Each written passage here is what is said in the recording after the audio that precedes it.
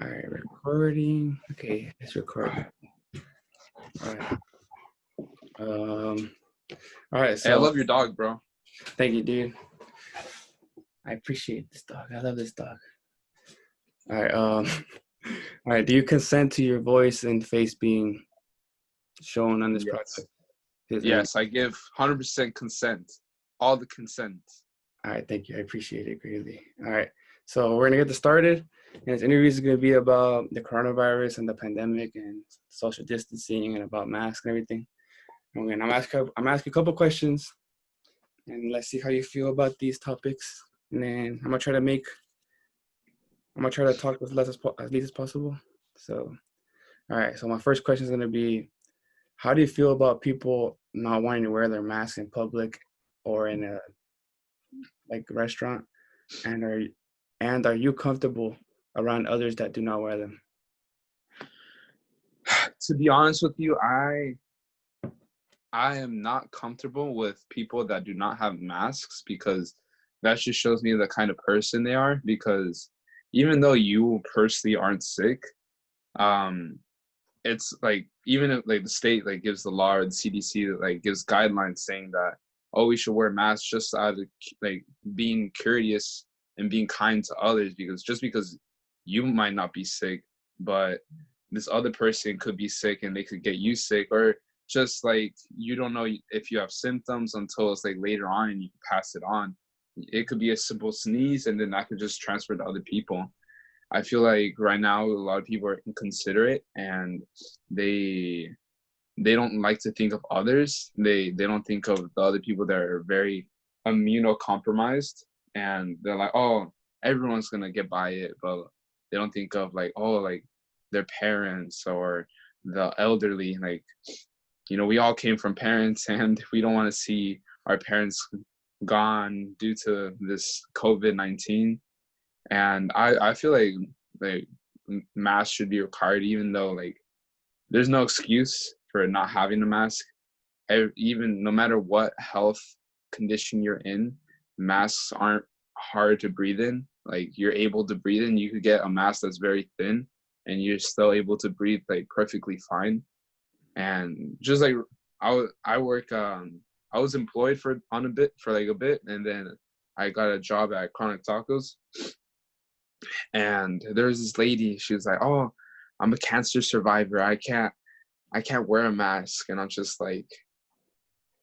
like yeah you can, you just prefer not to and you're making this whole situation difficult. Like you can wear a mask. Just because you're a cancer survivor doesn't mean like a mask is prohibited from like letting you breathe or letting you live. Like yeah, it will be uncomfortable for like what 5 minutes Mm-hmm. for you ordering your food and then you literally are going to go home and then continue with your day. You're not going to have the mask on for 24 hours. Like compared to like workers, like since I work at Chronic, we have to wear a mask for like 8 hours, 6 hour shifts. And that's a pain because it's hard to talk to people through the mask. And, you know, if we can do it for such a long time, Mm-hmm. anyone else can do it for at least 5 to 10 minutes, just like ordering their food and just not make it that difficult. They will not die due to like just having the mask on for a short time. Mm-hmm. All right. And my next question is gonna be, how has this pandemic affected your schooling? Since you're my friend and you go to a private school, and it's a Christian school as well. So I was wondering if you were a Christian believer. Yes, I am. I am a Christian Um, believer. and so from a Christian standpoint, how do you feel about this pandemic, or how do you see this pandemic? That's a very interesting question. How I see this pandemic is honestly, we live in a fallen world. Compared, like my ideology is as soon as Adam and Eve ate the apple, sin entered the world, and everything else like God will oversee, but He's not in control. You know, we're in control of what we do. We control our own destiny, and God does like play a good, like huge part in our lives, like probably 100% in our lives. Mm-hmm. And he's already mapped out our lives, and he's mapped out this pandemic. He's mapped out everything in this future. Just because like He mapped it out doesn't mean He wants people to die. It's just this world is so broken, and things like this, like these things are gonna happen. Like disease is gonna come into the world, bad people. Like we don't know if there's gonna be another Hitler in Europe. We never know that because there's always people that want money and power. Like it's when people want world peace, it's very like unrealistic because there's always gonna be that one person that just wants like just money and hunger, and they're just hungry for power. Mm-hmm. But from my point of view, is this pandemic is the tragedy. It really is, but it's something we as people have to come together Mm-hmm. and really unite and get through this as just one. A lot of people are just going at this like, oh, like survival of the fittest, like just you mind your business, I'll mind mine. No, it's like as humans we have to like stick together, and we have to get through this together as one, because it's like same thing as a relationship. If the two people are like just going at problems by themselves, they're gonna break apart, they're gonna be weak.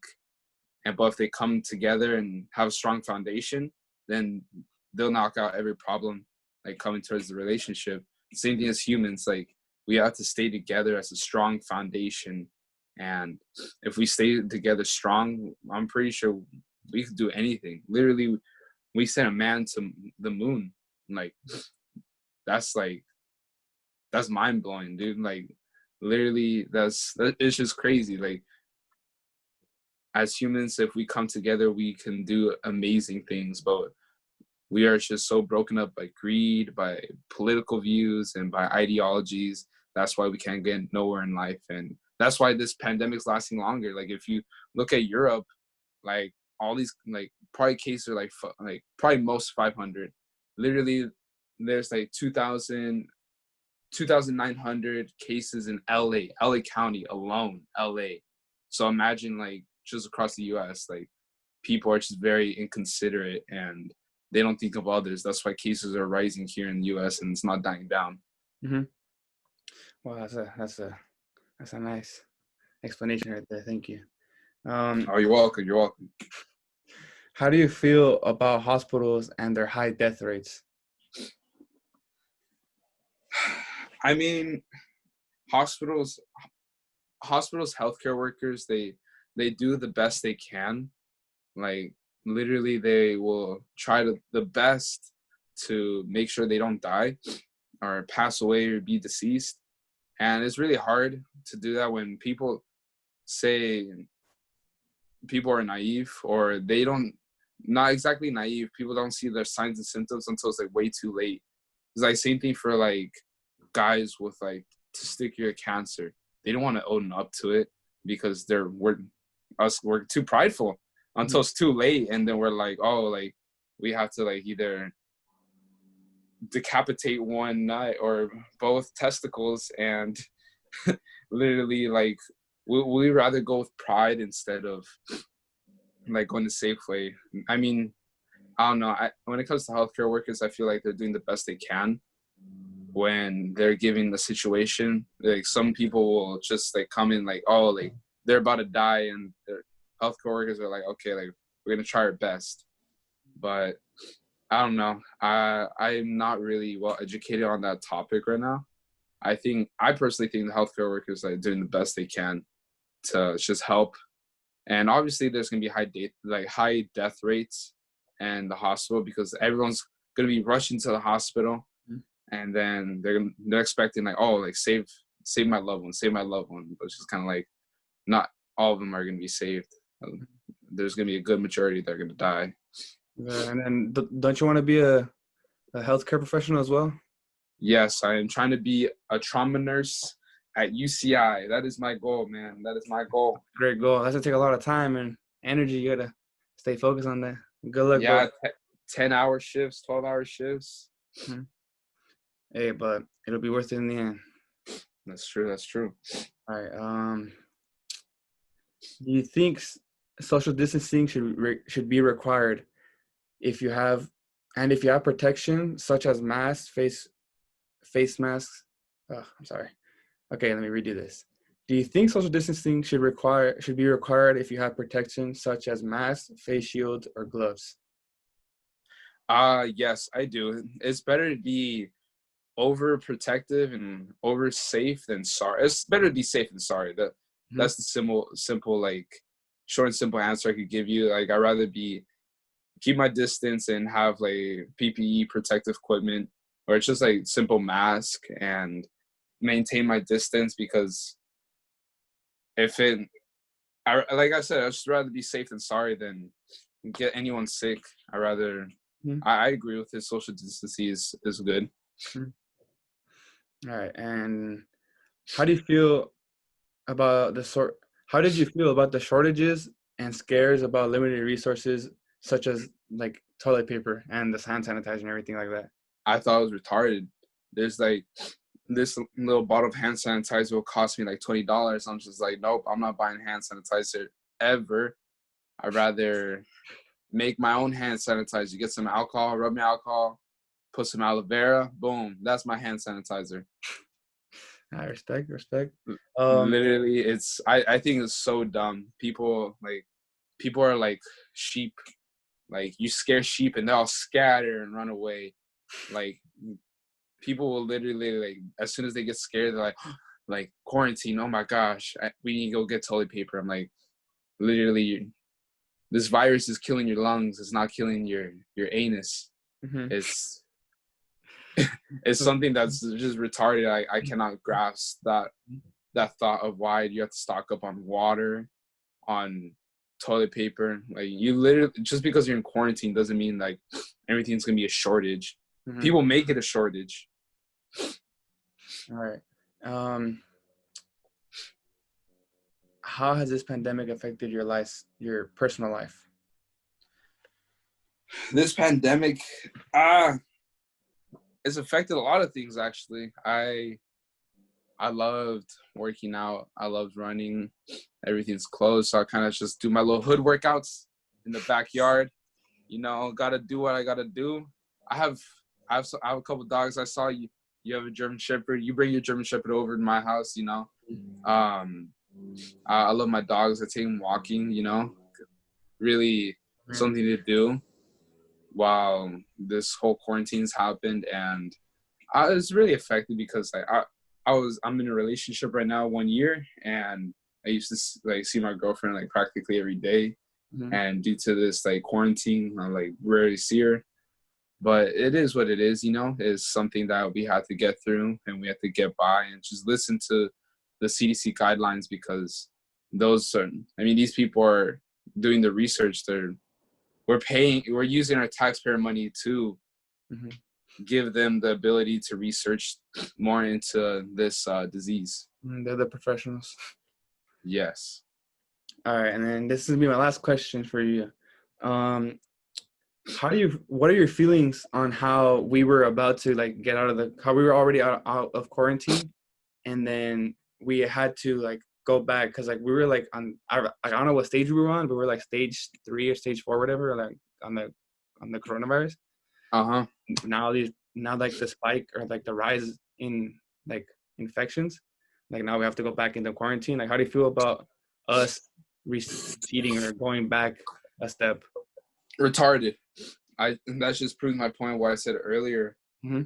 People literally cannot follow instructions for their damn life. I honestly think that's just very like it gets me very upset because like you said, we were opening up and um people really just wanted to open up like things because they were just getting so impatient, and they could have waited at least a couple more months, and like literally it just had to be a couple more months and then cases would have died down, but people were pushing on that everything would open. Like literally we were opening things when cases were still rising, and I was just like we still need to be quarantined. We still need this thing to die down more. Like we were still like in the thousands cases, and then I was just like but then now that it reopened, everything reopened, and then cases just exploded exponentially, and then we had to close everything down again. It's kind of like it just shows that people cannot stay at home. People literally cannot just follow instructions. Mm-hmm. Like it's easier to tell a kid to follow instructions compared to adult because they'll be so rebellious. Mm-hmm. All right then. Thank you for your time, bro. And hopefully I'll see you soon after this quarantine's over. But I'm still gonna make you wear that mask and hand sanitizer everything, bro. Dude, But you already know, bro. You already know. I'll see you soon, dog. hey, but I'm never gonna forget when you sprayed me down with Lysol. Never forget that. Those are facts. Those are facts. You hear that, Professor? I sprayed him down with Lysol because I want to make sure my family's okay. All right then. I don't know where he's been. Spray him down with Lysol. I've been at Professor, home, locked that's what up, you got to quarantine. do. I've been locked up. I've been with my dogs. I'm taking care of my dogs.